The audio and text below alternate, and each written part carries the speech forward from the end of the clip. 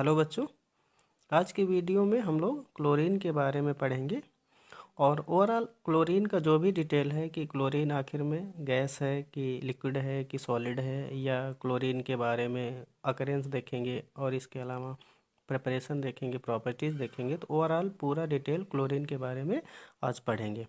तो सबसे पहले अगर हम बात करें क्लोरीन, तो क्लोरीन जो है ना आपका जो हैलोजन फैमिली होती है, और हैलोजन फैमिली पी ब्लॉक के अंतर्गत ग्रुप 17 में है, या ग्रुप 17 के जो भी एलिमेंट हैं उन्हीं को हम हैलोजन फैमिली के मेंबर बोलते हैं, जिसमें से फ्लोरीन, क्लोरीन, ब्रोमीन, आयोडीन और एस्टेटीन, इन तत्वों का जिक्र किया गया है। तो यहाँ पर जो क्लोरीन है इसके बारे में हमें डिटेल से जानना है, क्योंकि क्लोरीन एक गैस है। और क्लोरीन के बारे में सबसे पहले क्या बताया गया और किसने बताया, तो अगर हम यहाँ पर देखें तो जो एक साइंटिस्ट थे सीले, उन्होंने 1774 ईस्वी में क्लोरीन गैस की खोज करी थी। यानी कि अगर किस साइंटिस्ट ने क्लोरीन गैस की खोज करी इसके बारे में पूछा जाए तो वो साइंटिस्ट थे सीले ने।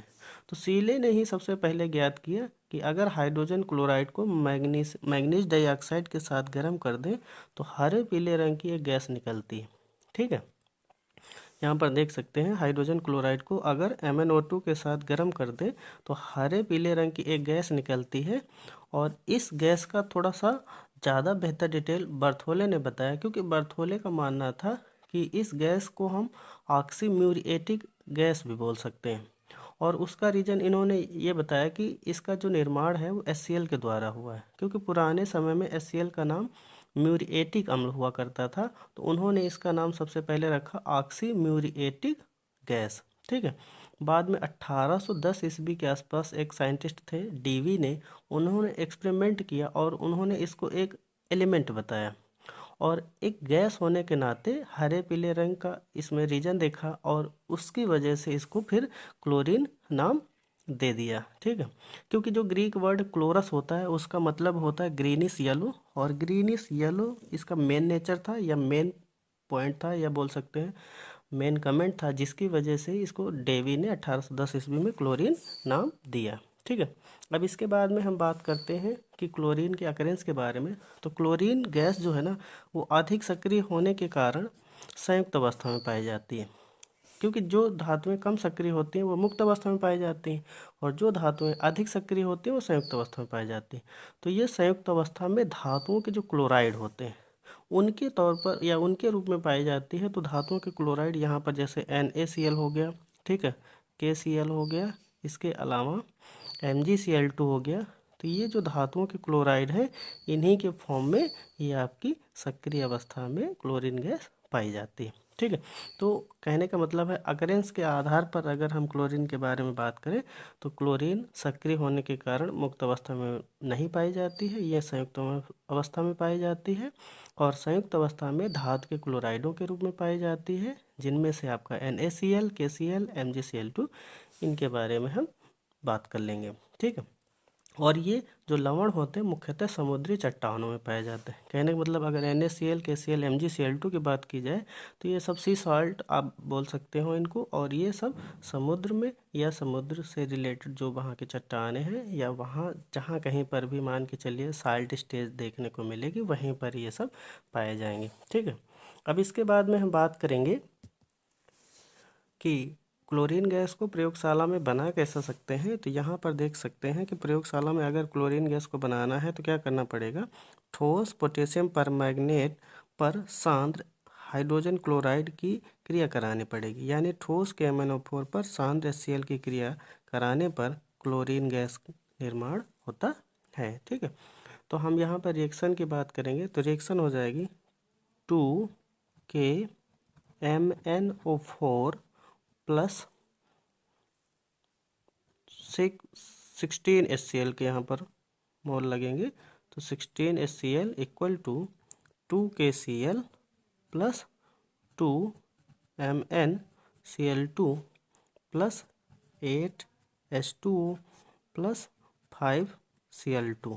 ठीक है, तो हमें क्या करना है, क्लोरीन के बारे में फोकस करना है। तो इस तरीके से देख सकते हैं प्रयोगशाला में क्लोरीन गैस का निर्माण पोटेशियम परमैंगनेट की अपक्रिया HCl के द्वारा करा के हम कर सकते हैं। ठीक है, अब इसके बाद में अगर हमें अगला स्टेप देखना है तो MnO2 को शांत HCl के साथ गर्म करके भी हम आसानी से क्लोरीन का निर्माण कर सकते हैं। ठीक है, तो मैग्नीज डाइऑक्साइड को शांत HCl के साथ अगर हम गर्म करें तो यहाँ पर देख सकते हैं ये MnO2 है, सांद्र HCl के साथ गर्म करने पर क्लोरीन गैस का निर्माण कर देता है। तो छोटी सी रिएक्शन हो जाएगी, ये आपकी MnO2 प्लस 4HCl